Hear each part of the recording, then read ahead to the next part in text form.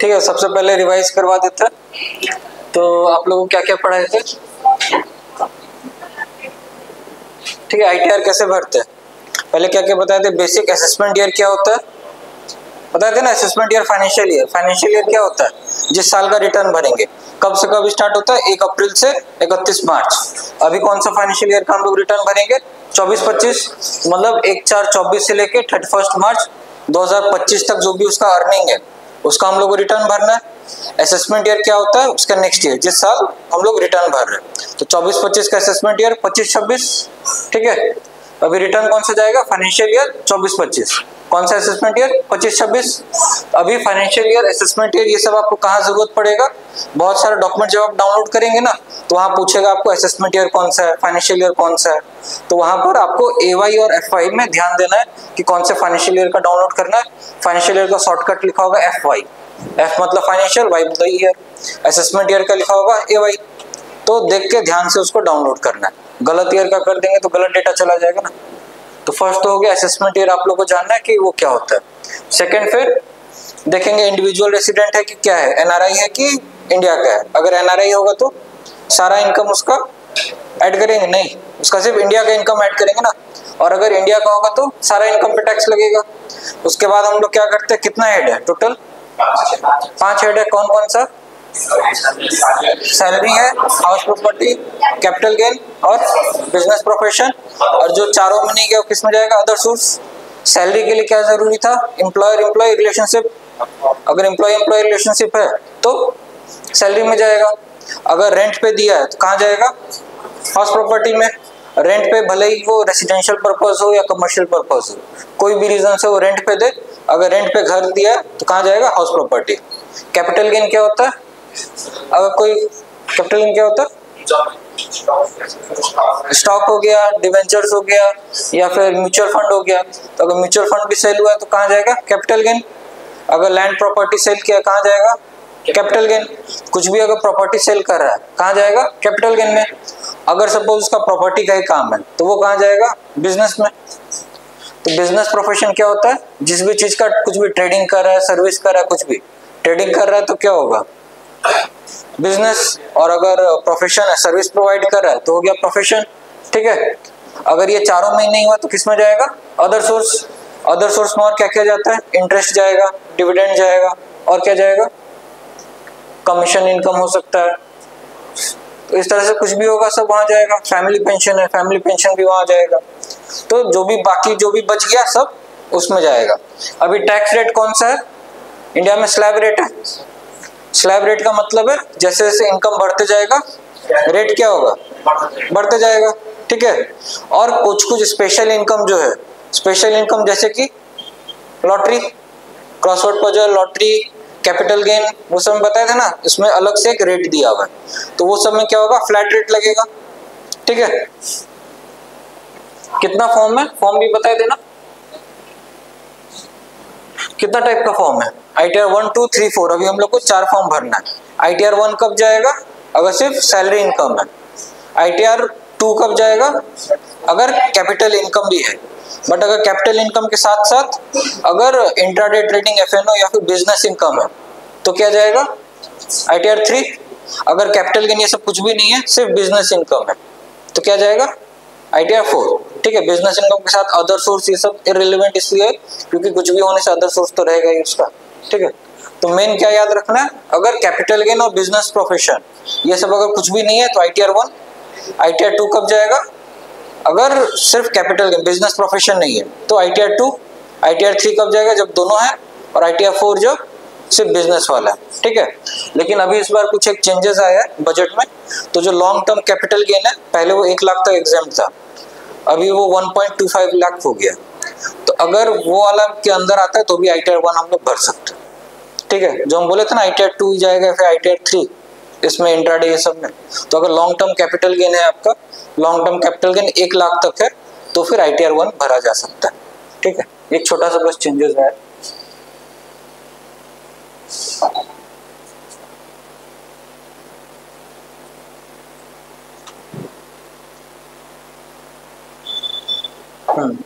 पहला काम आप लोग को क्या रहेगा? पता करना कि कौन से हेड में जाएगा। 5 डिफरेंट हेड है, पांचों डिफरेंट हेड में किसके अंदर जाएगा। सैलरी को कहाँ से वेरीफाई करेंगे, कहाँ से डिटेल मिलेगा, फॉर्म 16 से, और कहाँ से 26A में देख सकते हैं। 26A में क्या रहता है, टीडीएस का डिटेल्स। 26A में क्या क्या डिटेल मिलेगा, टैक्स पेड का। तो टैक्स पेड का जो भी डिटेल है कहाँ से वेरीफाई करेंगे, 26A, ठीक है। अब 26A में कैसे पता चलेगा, दिखाया था ना 26A निकाल के, वहाँ एक सेक्शन नंबर रहता था।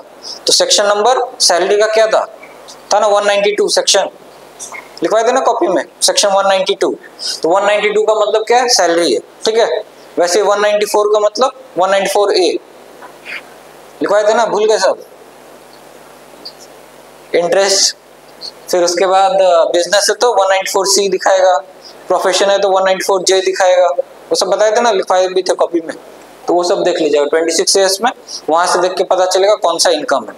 सैलरी होगा तो फॉर्म 16 उसका कौन देगा, फॉर्म 16 एम्प्लॉयर देगा एम्प्लॉय को, वो हम लोग को दे देगा रिटर्न भरने के लिए, ठीक है।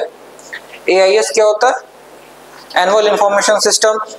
एनुअल इंफॉर्मेशन सिस्टम में क्या रहता है, उसका पूरा ईयर वाइज का इंफॉर्मेशन रहता है। किस बेसिस में, सोर्स वाइज। सोर्स वाइज मतलब एक हो गया टीडीएस के थ्रू जो डेटा है उसका आया, एक हो गया और क्या क्या था, टीडीएस के थ्रू हो गया, और सिग्निफिकेंट फाइनेंशियल ट्रांजैक्शन मतलब बैंक के थ्रू जो भी ट्रांजैक्शन आया। एक और क्या था, अदर इन्फॉर्मेशन भी था। अदर इन्फॉर्मेशन मतलब जैसे जीएसटी वो भरा, जीएसटी से टर्नओवर हम लोग को मिल गया। तो एआईएस में क्या रहता है, सोर्स वाइज इन्फॉर्मेशन। और टीआईएस में क्या रहता है, tax payer information system. Tax payer information system में क्या रहता है, उसका पूरा एक समरी रहता है, उसमें आइटम वाइज पूरा देता है कि डिविडेंड टोटल इतना है, सेविंग टोटल इतना है। उसमें फिर क्लिक हम लोग करते थे तो पूरा डिटेल आ जाता था, ठीक है। एआईएस हो गया, टीआईएस हो गया। एआईएस टीआईएस कहाँ से हम लोग को मिलेगा, इनकम टैक्स पोर्टल में जाएंगे, पोर्टल में लॉगिन करेंगे। लॉगिन करने के बाद जो पेज आएगा एकदम मिडिल में एआईएस लिखा रहता है, वहां क्लिक करेंगे, प्रोसीड वो सब करेंगे तो एआईएस डाउनलोड हो जाएगा। वहां से जेसॉन में भी डाउनलोड होगा, पीडीएफ में भी डाउनलोड होगा। जेसॉन का क्या काम है, अगर सॉफ्टवेयर में काम करे जेसॉन डाउनलोड करके बस अपलोड करना है, ओपन भी नहीं होगा वो।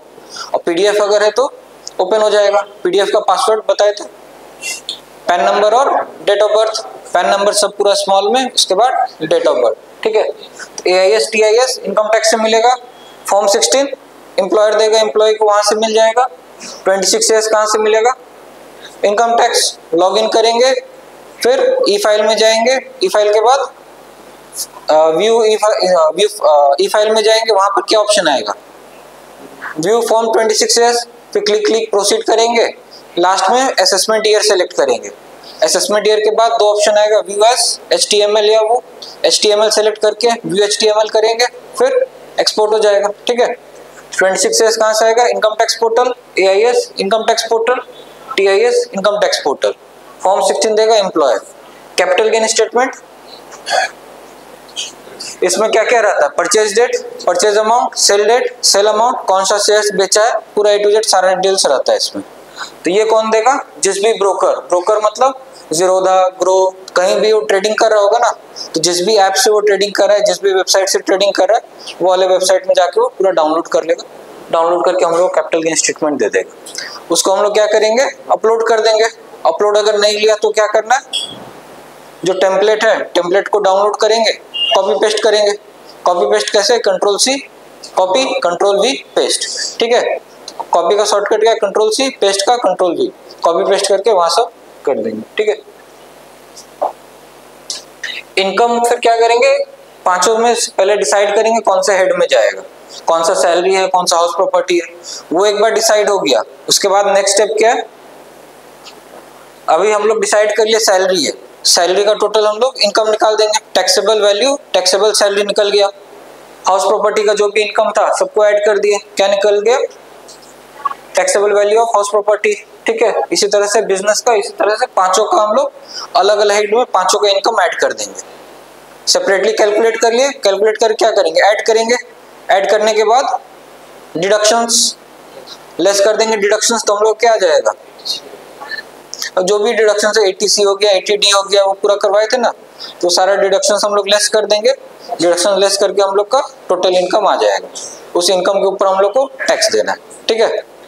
अभी सैलरी, सैलरी का कैसे कैलकुलेट करेंगे, सैलरी में पहले हम लोग को जो भी मिला है, ठीक है, जो भी मिला है मतलब कुछ भी नाम से कुछ भी मिला हो, कि सपोज सैलरी बोल के दिया है या फिर प्रिक्विसाइड बोल के मिला है, शेयर्स कंपनी से मिला है, कुछ भी मिला है as a part of salary कि हम वहाँ काम कर रहे इसलिए बस मेरे को जो भी मिला है वो सब कहाँ जाएगा, सैलरी में।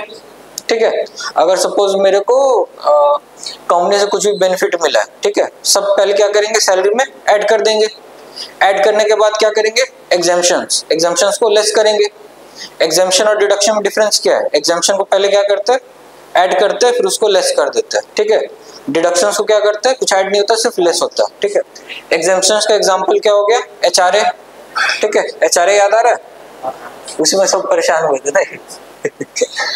House rent allowance, leave travel concession, leave travel allowance, ये सब क्या हो गया, एग्जाम्पशंस। डिडक्शंस क्या हो गया, एलआईसी, हेल्थ इंश्योरेंस, ये सब क्या हो गया, डिडक्शंस। तो पहले सैलरी में क्या करेंगे, जितना भी उसको जो भी मिला है सब ऐड कर देंगे, उसके बाद क्या लेस करेंगे, एग्जाम्पशंस जैसे कि एचआरए। ठीक है, लेकिन ये जो डिडक्शंस है, दो रिजिम है ना, एक है ओल्ड एक है न्यू, दोनों में डिफरेंस क्या है, ओल्ड वाले में डिडक्शंस मिलता है, न्यू वाले में डिडक्शंस नहीं मिलता, सिर्फ 3 डिडक्शंस मिलता है।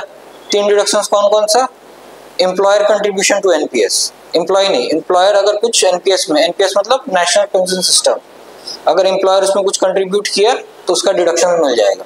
ये पहले 10% ऑफ बेसिक सैलरी तक मिलता था, अभी इस बार 14% मिल गया। ठीक है, इसके अलावा और क्या उसमें जाएगा डिडक्शंस में, अगर लेट आउट प्रॉपर्टी है तो लेट आउट प्रॉपर्टी को अगर इंटरेस्ट ऑन लोन है तो वो इंटरेस्ट अमाउंट लेस होगा, बट अगर सेल्फ ऑक्यूपाइड प्रॉपर्टी है तो न्यू रेजिम में नहीं मिलेगा। याद आ रहा है, याद आ रहा है थोड़ा बहुत, नहीं? ठीक है, तो सैलरी में पहले क्या करेंगे, इनकम ऐड कर दिया, एग्जाम्पशंस कौन कौन सा, एचआरए, एलटीए। एचआरए का क्या फॉर्मूला था, याद आ रहा है, क्या था, कितना percent, rent paid minus 10% of basic salary. Next क्या है, जितना हम लोग को मिला, एचआरए एक्चुअली रिसीव्ड। थर्ड क्या है, अगर मेट्रो है तो 50% ऑफ बेसिक सैलरी, अगर नॉन मेट्रो में रह रहा है तो 40% ऑफ बेसिक सैलरी। ठीक है, तो भुवनेश्वर में रह रहा है तो 40%, तीनों में विच एवर इज लो। ठीक है, तीनों को कैलकुलेट करेंगे, विच एवर इज लो। तो आप लोगों के लिए गुड न्यूज है, पहले आप लोग कैलकुलेट करना पड़ता था ना, अभी सिस्टम में ऑप्शन डाल दिया, वहां पर आपको रेंट पेड पूछेगा, बस रेंट पेड आप डाल दीजिएगा, मेट्रो नॉन मेट्रो पूछेगा, वो सब अगर आप फिल कर देंगे, बेसिक सैलरी कितना है, एचआरए कितना है, तो सिस्टम अपने आप कैलकुलेट कर लेगा। जो भी आप लोग पहले खुद मैनुअली करते थे ना, सिस्टम अपने आप कर लेगा, बट आप क्रॉस चेक कर सकते हैं कि सही है कि नहीं। ठीक है, इसी तरह से फिर एलटीए, लीव ट्रैवल, उसमें क्या होता था, 4 साल में सिर्फ 2 बार मिलेगा। कब मिल, किस चीज का मिलेगा, घूमने के लिए। कौन कौन घूमेगा, वो और उसके फैमिली, कहीं पर भी ट्रिप पे गए। ठीक है, 4 साल में सिर्फ 2 बार। खाना पीना का मिलेगा नहीं, होटल का नहीं, किसका मिलेगा, सिर्फ ट्रैवल करने का। ठीक है, फिर वो सब लेस करने के बाद फिर और एक क्या लेस होता था, जो लास्ट क्लास में आप लोग भूल गए थे, सेस। तो वो सब तो बाद में वहां पर लेस कर देंगे। एग्जाम्पशन में आपका चिल्ड्रन एजुकेशन अलाउंस आ गया, चिल्ड्रन हॉस्टल अलाउंस आ गया। तो चिल्ड्रन एजुकेशन अलाउंस और हॉस्टल अलाउंस कितने बच्चे के लिए मिलेगा, 2 बच्चे। ठीक है, एजुकेशन का कितना रुपया, ट्यूशन भी तो दूसरा वो ईटीसी में जाएगा। एजुकेशन का कितना मिलता था, कुछ था ना, कितना रुपया था, वो सही, एक ही जन सही बोला, हाँ 100 रुपया पर मंथ पर चाइल्ड। तो अगर 2 बच्चे तो 2400, हॉस्टल का 800 रुपया पर चाइल्ड पर मंथ। ठीक है, तो 800 इंटू 12, 2 बच्चे तो इंटू 2। ठीक है, फिर इसके अलावा वो सब लेस करने के बाद और एक क्या लेस करते थे, कुछ याद आ रहा है, कुछ एक अमाउंट, स्टैंडर्ड डिडक्शन याद आया। तो अगर ओल्ड टैक्स रेजिम है, अगर ओल्ड को वो ऑप्ट किया तो 50,000 लेस होगा, अगर न्यू टैक्स में जा रहा है, ठीक है, तो 75,000 होगा। ठीक है, न्यू वाला लास्ट में 50,000 था, बट इस बार बढ़ के 75,000 हो गया। तो अगर न्यू में जाता है तो 75,000 वहाँ लेस करेंगे, ओल्ड में जाता है तो 50,000 लेस करेंगे। और अगर ओल्ड में जाता है तो एक प्रोफेशनल टैक्स है, वो भी जितना अगर एम्प्लॉयर उसका प्रोफेशनल टैक्स काट के गवर्नमेंट को जमा किया वो भी लेस होगा। वो लेस करने के बाद क्या आ जाएगा, इनकम फ्रॉम सैलरी। ठीक है। तो क्या क्या ऐड करेंगे, सब कुछ ऐड करेंगे। ओल्ड अगर रिजिम लिया है तो एग्जाम्पशंस लेस कर देंगे, एग्जाम्पशन मतलब LTHRA। अगर ओल्ड नहीं लिया है, न्यू लिया तो सिंपली कुछ लेस नहीं करना, सिर्फ स्टैंडर्ड डिडक्शन 75,000 लेस करके हम लोग आ जाएगा इनकम फ्रॉम सैलरी। इसी तरह से हाउस प्रॉपर्टी, हाउस प्रॉपर्टी में क्या करेंगे, अगर रेंट पे दिया है रेंटल इनकम माइनस क्या करेंगे, याद आ रहा है कुछ, BMC करके कुछ याद है, म्युनिसिपालिटी को जो टैक्स दिया वो लेस कर देंगे। उसके बाद और क्या लेस करेंगे, जो अमाउंट है उसका कितना परसेंट, 30% स्टैंडर्ड डिडक्शन लेस किया, लेस करके क्या आ गया हम लोग का इनकम। और उसमें क्या लेस होता था, इंटरेस्ट कितना तक, 2 लाख। पोस्ट कंस्ट्रक्शन है तो पूरा उसी साल मिल जाएगा, बट अगर प्री कंस्ट्रक्शन वाला है, लोन पहले से लिए तो उसका जो इंटरेस्ट दिए थे कब मिलेगा, कंप्लीशन के बाद। कंप्लीशन के बाद कितना साल तक, 5 साल। क्या करेंगे, जितना पुराना इंटरेस्ट है डिवाइड बाई 5, कितना साल तक लेंगे, 5 साल तक, ठीक है। तो इसमें कितना तक मिलेगा मैक्सिमम, जो नेगेटिव में, अगर इसमें लॉस में भी हो सकता है ना हाउस प्रॉपर्टी। अगर रेंट आपका कम है, इंटरेस्ट ज्यादा है तो क्या होगा, लॉस होगा। लॉस कितना तक हो सकता है, 2 लाख तक, ठीक है। और अगर सेल्फ ऑक्यूपाइड प्रॉपर्टी है तो उसमें 2 लाख तक लेस जाएगा। अगर ओल्ड है तो जाएगा, ओल्ड टैक्स रेजिम अगर लेगा तो जा सकता है, न्यू टैक्स में नहीं जाएगा ना, ठीक है। Income from business and profession, इसमें क्या जाता है, उससे पूछेंगे कि आपका टर्नओवर क्या है। टर्नओवर मतलब ग्रॉस रेसिप्ट, पूरा साल भर में कितने का सामान बेचा। अगर कुछ सर्विस प्रोवाइड कर रहा है कितने का सर्विस दिया, कुछ सेल कर रहा है तो कितने का सामान सेल किया, ठीक है, वो हो जाएगा टर्नओवर।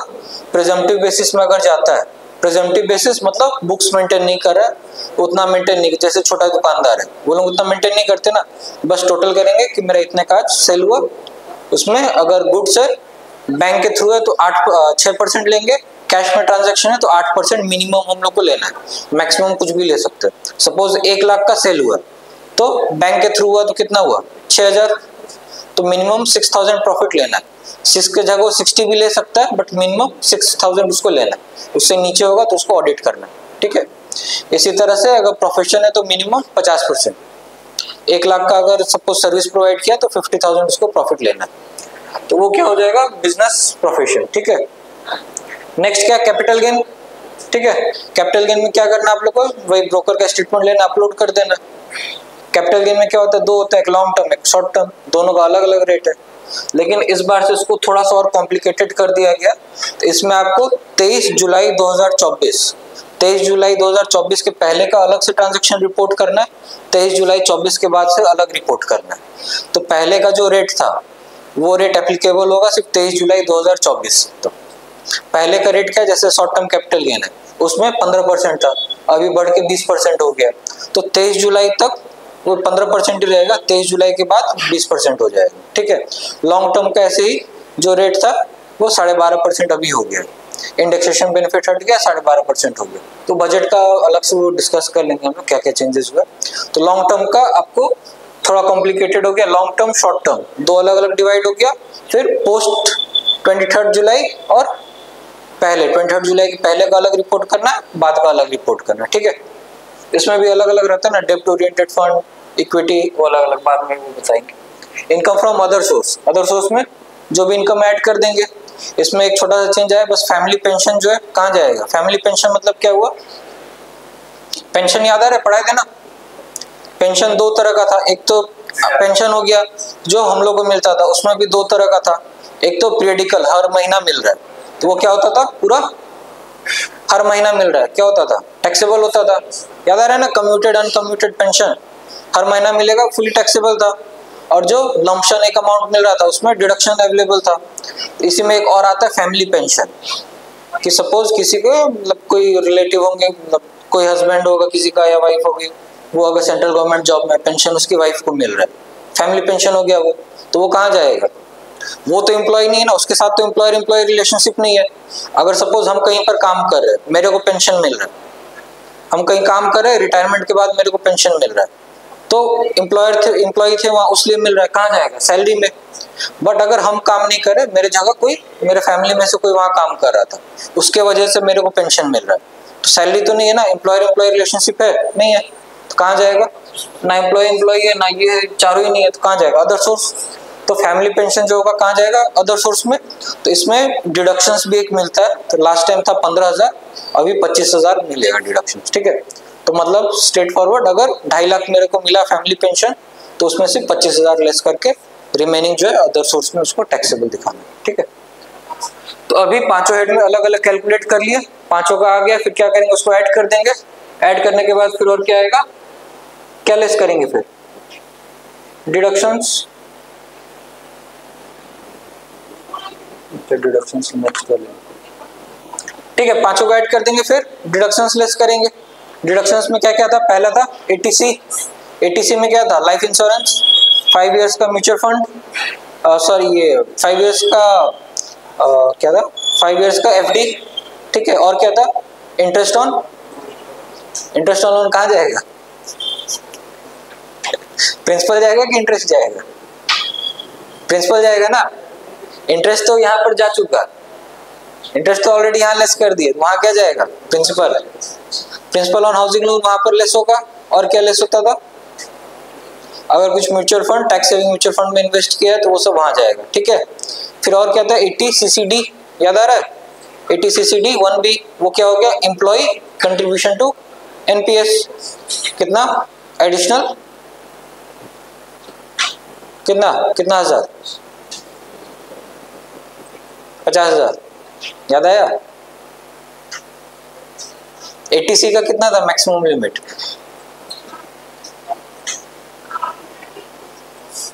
एक कॉमन क्वेश्चन, काफी इजी क्वेश्चन है। 80C का मैक्सिमम लिमिट कितना था, सब 50 थोड़ी होगा, 1.5 लाख था ना। 80C का कितना था, 1.5 लाख था, और एनपीएस का कितना था, एडिशनल 50,000। तो सपोज अगर 80C में 90,000 है और अगर एनपीएस लिया 60,000 का, तो 90 और ये 60x, तो मतलब एनपीएस मिला के 2 लाख हो रहा है, ठीक है। 80C 80CCC ये सब जितना भी सेक्शन है और एनपीएस सब मिला के उसका 2 लाख होगा, ठीक है, डिडक्शन। तो एडिशनल 50,000 है एनपीएस के लिए, ओके। और क्या था, हेल्थ इंश्योरेंस, कौन सा, 80D हेल्थ इंश्योरेंस, उसमें कितना था, उसमें 2 था, सीनियर सिटीजन और अदर वाला।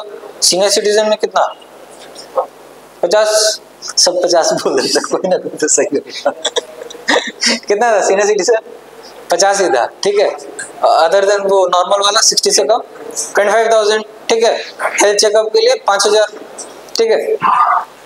हेल्थ चेकअप के लिए कब मिलता था, जब सपोज वो इंश्योरेंस सब नहीं लिया तो हेल्थ चेकअप के लिए मिल जाता था। और हेल्थ एक्सपेंडिचर सीनियर सिटीजन का हेल्थ एक्सपेंडिचर में कब मिलता था, अगर सीनियर सिटीजन है तभी मिलेगा, और कब, अगर इंश्योरेंस नहीं लिया। तो ये 2 केस है, 60 प्लस है, इंश्योरेंस नहीं लिया तो मेडिकल एक्सपेंडिचर का कितना मिल जाएगा, 50,000, ठीक है। अब 80C में जो भी उसका डिडक्शंस है, ठीक है। सपोज वो बोल रहा है मेरा प्रिंसिपल ऑन हाउसिंग लोन है, तो उसको क्या क्या डिटेल देना पड़ेगा। पहले क्या था, लास्ट ईयर तक डिटेल नहीं मांगता था, बट इस साल से डिटेल मांग रहा है। तो अब जैसे इंटरेस्ट फ्रॉम हाउस प्रॉपर्टी है, तो इसमें क्या लेस होता था, इंटरेस्ट, अभी स्टार्टिंग से बता रहे, सैलरी है, इसमें क्या क्या लेस, एचआरए, एचआरए में क्या लेस होता है, एचआरए लेस होता है ना, तो उसमें क्या क्या डिटेल मांगते हैं, रेंट पेड, क्या क्या डिटेल जरूरी, rent paid, basic salary, HRA कितना मिला, और एक क्या चीज जरूरी है, मेट्रो है कि नॉन मेट्रो है। तो ये 4 चीज वहां पर पूछेगा, इसके लिए एक शेड्यूल ए आ गया, ठीक है। EA exam allowance full form होगा उसका। तो शेड्यूल EA में पूरा आपको डिटेल ये चारों डालना पड़ेगा, ठीक है। सिस्टम अपने आप कैलकुलेट कर लेगा कि उसका कितना एचआरए बनता है। इसी तरह से हाउस प्रॉपर्टी में इंटरेस्ट का डिडक्शन मिलेगा, है ना। तो इसमें क्या क्या डिटेल मांग रहा है, लोन क्या क्या इसमें हाउस प्रॉपर्टी से रिलेटेड, अगर कुछ लोन है, हाउसिंग लोन है, हाउसिंग लोन में क्या क्या डिटेल आएगा, सैंक्शन डेट और sanction amount, closing balance as on 31 March 2025, और लोन का अकाउंट नंबर, कहाँ से लोन लिया, कौन से बैंक से लोन लिया, प्रिंसिपल कितना पे किया और इंटरेस्ट कितना पे किया। प्रिंसिपल जितना पे किया कहाँ जाएगा, 80C में, और लोन जितना, इंटरेस्ट जितना पे किया कहाँ जाएगा, इंटरेस्ट फ्रॉम हाउस प्रॉपर्टी में। इसी तरह से एजुकेशन लोन, एजुकेशन लोन याद आ रहा है, ETE, किसमें डिडक्शन था, ETE था ना, कितने साल तक का था, याद आ रहा है, लिखवाई देना। एजुकेशन लोन पूरा जिंदगी भर पढ़ेगा, नहीं मिलेगा ना, कितना